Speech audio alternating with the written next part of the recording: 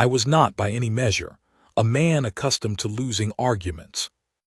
I had been the Duke of Ashvere for 3 years and some months when Cecily Vane arrived at my door in a hired coach with 2 leather trunks, a canvas satchel she refused to let the footman carry, and an expression that suggested she had already assessed my household and found it serviceable but not remarkable.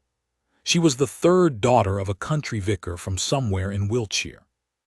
She had been engaged by Percival Ames of Ames and Whitmore, booksellers, to catalogue my late father's library, 1,700 volumes accumulated across 40 years of enthusiastic and entirely undisciplined collecting.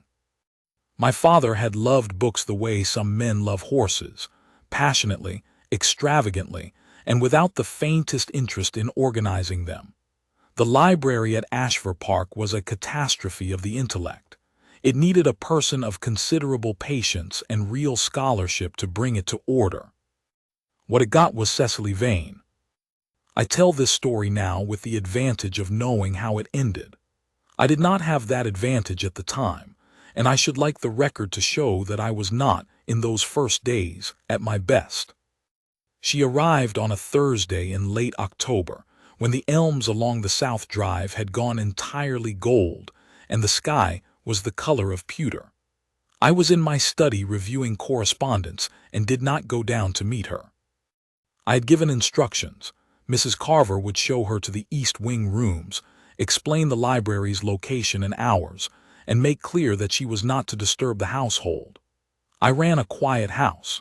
I had cultivated quiet deliberately, and at some effort ever since I inherited the title and everything that came with it, the estate, the debts, the opinions of 3 counties, and the expectation that I would conduct myself as my father had not. My father had been gregarious, scattered, and universally beloved. I was none of those things, and I had decided some years earlier to stop pretending otherwise. The following morning I came down to breakfast at 7, which I had done every day for 3 years without interruption. At 7 minutes past 7, the door of the breakfast room opened, and Cecily Vane walked in carrying a small leather notebook. "I beg your pardon," she said, though she did not look particularly sorry. "Mrs. Carver tells me you take breakfast at 7. I hope to speak with you before you began your day. I've had a preliminary look at the library." I looked at her over my coffee. She was perhaps 4 or 5 and 20, with dark hair dressed simply, and a gray wool dress that had seen better years. Her eyes were brown and very direct. She looked like a woman who had made peace, at some early point in her life, with the fact that the world was not going to arrange itself to her convenience, and had therefore decided to arrange it herself. "Miss Vane," I said, "I believe you were told not to disturb the household." "Yes," she said. "I was also told there were approximately 1,200 volumes in the library. There are, in fact, closer to 1,700, and at least 200 of them are in languages other than English, which Mr. Ames did not mention. I need to know whether you wish me to catalogue those volumes in their original language or in translation, and I would rather settle the question now than proceed incorrectly for a week and have to redo the work." I set down my coffee. She stood in the doorway with her notebook open and her pencil poised, and she waited with the patience of a woman who had no particular opinion about whether I found her inconvenient. "In the original language," I said. "Thank you," she made a note. "I'll also need a second lamp for the northwest corner. The morning light doesn't reach it, and the existing lamp is inadequate for fine work. And I noticed several volumes on the lower shelves appear to have water damage along their spines. I'd like to know if that's a current issue or a historical one before I begin moving things." "Historical," I said. "The roof was repaired 4 years ago." "Good." She made another note, closed the notebook, and said, "I'll try not to disturb you again unless it's necessary." And then she left. I sat with my coffee and looked at the door she had closed behind her. It occurred to me, in a distant and rather unsettled way, that I had just been efficiently handled by a vicar's daughter from Wiltshire. The library at Ashvere Park occupied the entire west wing of the ground floor, 3 interconnected rooms with 15-foot ceilings, shelves built floor to ceiling on every wall, and a rolling ladder on brass rails that my father had installed at considerable expense and used, as far as I could determine, primarily to retrieve books from the upper shelves and place them on the lower ones. The card catalog was a joke. The catalog my father had kept was a handwritten list of approximately 400 titles, organized by some private system that made sense to no one living. Half the books had no catalog entry at all. The others were entered under whatever mood had seized my father at the moment he acquired them, sometimes by author, sometimes by subject, sometimes by the name of the person who had recommended them. Cecily Vane looked at this situation on her first morning and did not say anything dramatic. She stood in the center of the main room with her notebook and moved through the shelves methodically, touching spines, reading titles, occasionally pulling a volume out and opening it to check the title page or the condition of the binding. She moved through the room the way a general moves through new terrain, quietly, but with clear intention. I passed the library door twice on the first day with no particular purpose, and told myself I was walking to the South Terrace. On the third day, she corrected my scholar. Professor Aldous Mather came to Ashvere Park every October to use my father's collection for his research.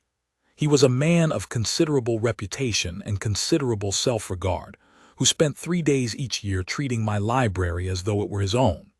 He had been doing so since my father's time, and I had continued the arrangement out of inertia and a mild, reluctant respect for his mind, if not his manners. He arrived on Thursday and went directly to the library without speaking to me, which was his custom. I heard the argument before I reached the door. "This attribution is wrong," said Cecily Vane. There was a silence of the kind that falls when a very important man is told something he does not expect to hear. "I beg your pardon," said Professor Mather. "The attribution on the Harwick pamphlet," she said. Her voice was perfectly level. "The 1748 edition which you have in your hand. It's been attributed to Harwick since the 1790s, but the handwriting in the margin, look at the 3rd page, the corrections, it matches the hand in the Greaves correspondence, which is in the 3rd room. I came across it this morning. I think the true author is Greaves, not Harwick. I may be wrong, but I thought you'd want to know." There was another silence. "You are the cataloger," said Professor Mather. It was not a compliment. "Yes," said Cecily Vane quite serenely. I stood in the doorway and watched Professor Mather take the pamphlet to the 3rd room and stand for a very long time comparing the handwriting in 2 documents. He did not say anything for several minutes. Then he said, in a voice that cost him some effort, "You may be correct." "The Greaves correspondence is rather good," said Cecily Vane, who had gone back to her shelving. "I'd be happy to show you where it's filed when I've finished this section." I returned to my study. I sat down at my desk. I looked at the correspondence I was supposed to be reviewing. I found, without being able to explain why, that I was very slightly pleased. The arrangement that developed over the following weeks was not, I told myself, a routine. I did not develop routines involving other people. What happened was simply that Cecily Vane asked intelligent questions, and the library was part of my house, and I had a natural interest in how the work was progressing. If I happened to pass the library at odd hours, or to linger near its door, or to find myself in the 3rd room looking at the Greaves correspondence for no particular reason while she was cataloging the opposite shelf, these were coincidences, not habits. She did not treat them as coincidences. She did not draw attention to them either. She simply continued working and occasionally said something, and I occasionally responded, and somewhere in the 3rd week this had become the most interesting part of my day, a fact I was not prepared to examine. We argued about almost everything. She had opinions, firm ones, given without the apologetic softening I had learned to expect from women of her station. She thought the current organization of the natural philosophy section was an embarrassment. She thought my father's taste in poetry was sound, but his taste in political pamphlets was sentimental. She thought the French novels on the upper left shelf were better than their reputation, and the English novels on the lower right were worse. She told me all of this in the same tone she might have used to report on the weather, not as provocation, but as fact, as though she had thought the matter through and arrived at a conclusion and saw no reason to pretend otherwise. I disagreed with her on approximately half of these points.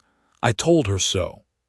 She listened, considered, and occasionally said, "That's a fair argument," which was, I discovered, more satisfying than agreement would have been, because it meant the argument had been worth making. One afternoon in the second week, I found her at the library table with 3 volumes open in front of her, and a sheet of paper covered in notes.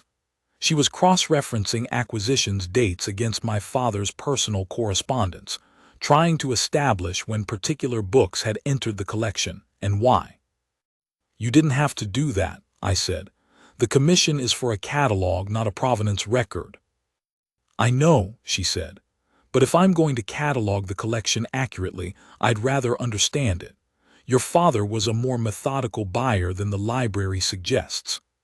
He acquired in clusters several books on the same subject or period within a few months of each other.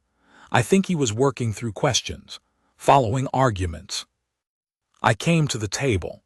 She slid the paper toward me without looking up, continuing to read. The acquisitions were grouped, and she was right. There were clusters I had never noticed, series of purchases that, laid out in order, had the shape of an inquiry. My father had spent 2 years in the 1860s working through the economics of the Corn Laws. Before that, 3 years on the Roman question. He had been, it seemed, a serious thinker in private, whatever the world had made of his public charm. "He never spoke about any of this," I said. "He may not have known how," she said. She said it without sentiment, as a plain observation. Some people think more clearly in books than in conversation. I looked at the paper for a moment, then I said, "He would have liked you." She looked up. It was, I think, the most unguarded thing I had said to anyone in 3 years. I felt at the moment the words left my mouth, the slight exposure, the sense of having stepped onto uncertain ground. She did not make anything of it. She said, "That's a kind thing to say," and looked back at her work. But I thought, I was nearly certain, that there was something in the line of her mouth that had not been there before. My aunt arrived in the first week of November with 2 trunks, a birdcage containing a small and ill-tempered parrot, and her settled intention to manage my life. Lady Dorothea Rowe was my father's sister, 63 years old, entirely without fear, and one of the very few people on earth I genuinely could not outmaneuver. She had been trying to get me married for 2 years. She had thus far produced 7 candidates, all of them entirely suitable, all of them perfectly pleasant, all of them conversations I had concluded as quickly as dignity permitted. She took in Cecily Vane at dinner on the first evening with the quiet, comprehensive attention that had been terrifying people since before I was born. I had been clear with myself. Cecily dined with the household on my instruction. She was a scholar doing significant work, not a servant, and I would not have her eating in the East Wing on a tray. This was a professional courtesy, nothing more. I sat at the head of the table. My aunt sat at my right. Cecily sat at the far end, next to Professor Mather, who had extended his stay by 2 days and was continuing, in a slightly chastened manner, to work through the Greaves correspondence. Professor Mather's other neighbor was a man named Sir Geoffrey Crail, a friend of an old colleague of my father's, visiting for a few days on some matter of estate business. Crail was one of those men who carry their opinions like weapons, always ready and aimed. He had been talking for the better part of an hour about the current state of classical scholarship, which he found deplorable, and about classical education in general, which he believed was being corrupted by the admission of people who did not have the proper background to receive it. By proper background, he meant people who had not gone to the right schools. He did not quite say this, but the architecture of what he was saying made it perfectly clear. I watched Cecily eat her soup and say nothing. I watched Professor Mather say nothing. I watched Crail expand into the silence, growing more certain of himself with every sentence. "The problem," said Sir Geoffrey Crail, with the comfortable authority of a man who expects agreement, "is that scholarship requires a particular formation. One simply cannot acquire it later in life. The mind must be shaped early in the right environment by the right teachers. Without that foundation, a person may accumulate information, but they cannot truly think." Cecily set down her spoon. She did it without drama, the small quiet motion of a woman who has decided something. "I wonder," she said pleasantly, "whether you have read Sanderson's 1849 correspondence with the Edinburgh Review. He makes a very similar argument and in much the same terms. He was roundly answered by several respondents at the time, but the exchange is instructive." There was a small pause. "I'm not familiar with that correspondence," said Sir Geoffrey Crail. "No," said Cecily. "It tends not to be well known among people who share the view it argues against. The central difficulty, as several of Sanderson's respondents identified, is that the argument is circular. It locates the formation necessary for thought in institutions that define formation as having attended those institutions. It cannot, by its own internal logic, produce evidence either way, which makes it unfalsifiable and therefore not quite an argument so much as an assertion dressed as one." She picked up her spoon and returned to her soup. The table was very quiet. Professor Mather was looking at his plate with an expression I could not entirely read. My aunt was looking at Cecily with an expression I could read very well. It was the expression she wore when she encountered something she approved of. Sir Geoffrey Crail began a reply of some kind. I did not follow it closely. I was watching Cecily eat her soup with the serene composure of a woman who has said what she meant and has no further interest in the matter. And I was aware, with a clarity that was somewhat inconvenient, that I had not wanted to look at anything else all evening. My aunt caught my eye. I looked away. "Your Grace," said my aunt later, when we were briefly alone in the drawing-room, "she's remarkable." "She is a very competent cataloguer," I said. "Edmund," said my aunt, which was all she said, in the tone she had been using since I was 9 years old. That meant she saw through me entirely and had decided to be patient about it. I made my mistake on a Tuesday. It was the 5th week. The catalogue was nearly finished. Cecily had said so the previous day in her matter-of-fact way, with the same tone she used to report that a section was complete or a lamp needed oil. She would be done by Thursday. She would leave on Friday. I had known this. I had known it from the beginning. The commission had a defined duration, and Cecily Vane had a life elsewhere, a room in London, I supposed, and other commissions from Ames and Whitmore, and people who expected her. I had known it, and I had not thought about it, because I had made a practice over 3 years of not thinking about things I could not alter. The mistake was this. She was in the 3rd room with a volume open on the table making a final notation, and I came in to check something I did not need to check, and she looked up and said, "I think this is the last complicated attribution. The rest should go quickly." And I said, "Good. Then the household can return to its normal order." She looked at me for a moment. She said, "Of course," and looked back at the volume. I knew as I said it that it was wrong. Not untrue. The household would return to its normal order, and I had valued that order, and all of that was correct. But the way I had said it. The word "good." The tone of dismissal in a sentence that should have been something else entirely, and I had not said it, because I was Edmund Rowe, the Duke of Ashvere, and I had been cold so long I had nearly forgotten there were other options. She did not say anything else. She made her notation and closed the volume and began shelving. I went back to my study. I sat down. I did not look at my correspondence.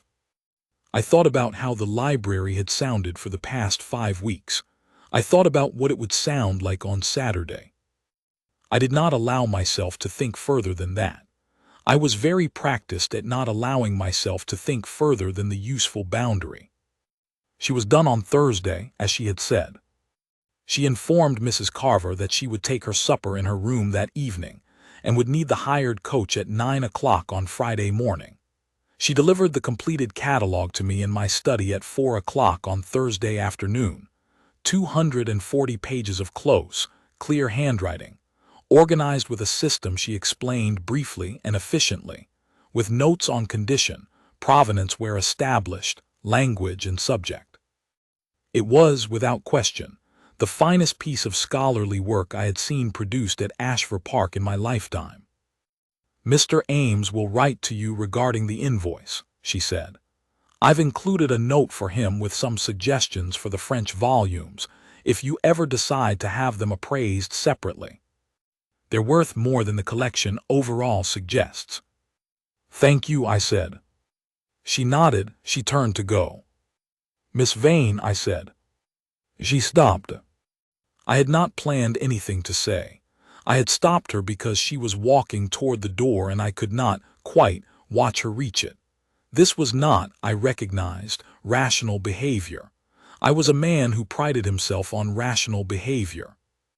"The catalog it is exactly what was needed," I said, "more than what was needed." She turned. Her expression was polite and entirely composed. "I'm glad it's useful."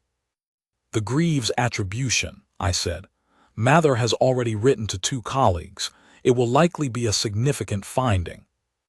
"It was in the collection," she said. "Anyone would have found it eventually." "They would not," I said. "They would have catalogued around it. You went looking." Something shifted in her face. A faint easing, like a door that has been closed firmly and then opens, just slightly, because of wind or pressure or something that cannot quite be kept out. "It was a good collection to work in," she said. "Your father had a serious mind. The library shows it." "He would have liked you," I said again, and this time I did not flinch from it. "So would I think, have liked you if I had." I stopped. She waited. "I believe I was not very welcoming," I said. "You were perfectly courteous," she said. "That is not the same thing." She was very still. Outside the study window the elms had lost the last of their leaves, and the drive was bare and gray in the November light, and Cecily Vane stood in the middle of my study and looked at me with those direct brown eyes and said nothing, and said nothing, and said nothing. "Miss Vane," I said, "will you stay for dinner this evening?" She considered this for a moment. She said, "I've already told Mrs. Carver." "I know what you've told Mrs. Carver. I am asking whether you will stay." The door that had opened slightly opened a little more. "Yes," she said, "I'll stay for dinner." We ate in the small dining room, which Mrs. Carver set for 2 without being asked anything twice. We talked for 3 hours. We talked about the French volumes and whether they should be appraised. We talked about Professor Mather and whether the Greaves attribution would hold under scrutiny. We talked about my father and what the clusters of acquisition suggested about where his mind had been in the decade before his death. We talked about Wiltshire and what it was like to be a vicar's daughter, and whether that was as useful a preparation for scholarship as a formal education, or simply a different one. "Different," she said. "Not better. You read what is available and you think about it very hard and you get things wrong that you would not have gotten wrong with a proper teacher.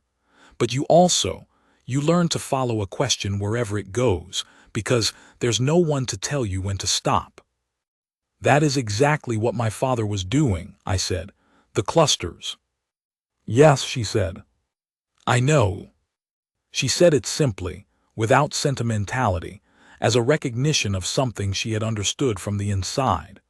What it is to be a person who follows questions, who cannot quite stop at the boundary everyone else has agreed is sufficient. It was, I thought, the most precisely seen thing anyone had said to me in 3 years, perhaps longer. She left in the morning as arranged. I did not try to detain her. I had said what I had said the previous evening, and she had said what she had said, and there was an understanding between us that I could feel and could not quite name. But it was not a declaration. It was not a claim. And I was still, beneath everything, Edmund Rowe, the Duke of Ashvere, who had learned a long time ago that the distance between feeling something and saying it could be, if one chose, infinite. I watched the hired coach go down the Elm Drive at 9 o'clock, and I stood in the entrance hall for a moment, and then I went to the library. It was very quiet. The catalog was finished and shelved. Every volume was in its place. The rolling ladder sat at the far end of the room on its brass rail, exactly where she had left it. The lamp in the northwest corner was burning. She had left it on, and for a moment I thought it was a small oversight, and then I thought that it was not an oversight at all, and I stood there in the library my father had made and felt, with a precision that surprised me, the exact shape of what was missing from it. I am not a man who acts on feeling. I have made this a matter of principle and considerable practice. I went back to my study and sat down and looked at my correspondence for approximately 20 minutes. Then I put on my coat, told Hargreaves to have a horse saddled, and rode to the village. The Goose and Bell kept 2 private parlors. She was in the second one, waiting for the coach to Wiltshire, with a cup of tea and a book open on the table in front of her. She looked up when I appeared in the doorway, and her expression was composed and entirely unreadable. The face of a woman who has been unsurprised by the world for long enough that she has stopped showing when she is surprised by it. I had not planned what to say. I had ridden to the village on feeling, which I did not do, and I had arrived without a speech, which was correct, because what I had to say was not a speech. What I had to say was very short and had cost me, in the getting to it, approximately 37 years of practice distance. "I don't want the library to be quiet," I said. She looked at me. She looked at me for a long moment, with those direct brown eyes that had assessed my household and found it serviceable but not remarkable, and had then spent 5 weeks making it, in fact, remarkable, in ways she had not intended and I had not predicted. "Edmund," she said my name, for the first time without the title, which she could not properly use, and I was finding I did not want her to, "you are aware I have another commission." "I am aware." "In March in Edinburgh." "Edinburgh is a long way," I said, "from Ashvere Park." "Yes," she said, "but not impossible." She looked at me with the expression she had worn when Professor Mather had stood for a long time comparing handwriting and arrived at a conclusion that cost him something to admit. The expression of a person watching someone else's certainty build to the point where they can no longer deny it. "No," she said at last, "not impossible." I sat down across the table from her. A log shifted in the fireplace. Outside the window of the Goose and Bell, the November morning was gray and cold, and the street was empty, and it was not a ballroom or a cathedral, and there was no one to witness anything, and I found with some relief that this suited me exactly. "Tell me about Edinburgh," I said. She told me about Edinburgh. I listened. The coach to Wiltshire came and went without her. Mrs. Blythe, who kept the Goose and Bell and had known me since I was 12 years old, brought more tea and asked no questions and kept her own counsel, which was, I thought, wisdom. Cecily Vane and I were married the following June in the small church at the edge of the Ashvere estate, with 12 people present, and the elms in full leaf along the drive. My aunt cried, which she would deny for the rest of her life. Professor Mather sent a letter, which mentioned the Greaves attribution 3 times and Cecily's marriage once, in the final paragraph, in a tone of restrained congratulation. She kept her commission in Edinburgh. She took 3 weeks in March and completed it, and wrote me letters that were dry and precise and occasionally mentioned things of great beauty in the landscape, briefly and without sentiment, as though she could not quite help herself. I wrote back. They were not brief. She came home in April. I use that word without difficulty now. It surprised me, the first time I used it, that it arrived so naturally. Cecily Vane had a gift for arrangement, for seeing what a room needed, what a collection needed, what an argument needed, and it turned out what a man who had made a practice of cold distance needed, which was not the opposite of himself but simply the version of himself that had been waiting, for quite some time, for someone worth arguing with. The library at Ashvere Park has a new lamp in the northwest corner. It is always burning. Cecily put it there on the day she came back from Edinburgh, and I have not moved it, and I will not move it. And on the mornings I go in early before she is awake, when the light through the western windows is still gray and the fire has just been laid. I stand in the middle of the room that my father made and think that he followed questions wherever they went, and that he bought books the way a man follows arguments in clusters across decades until he found what he was looking for. I think he would have said I did the same. He would not have been wrong.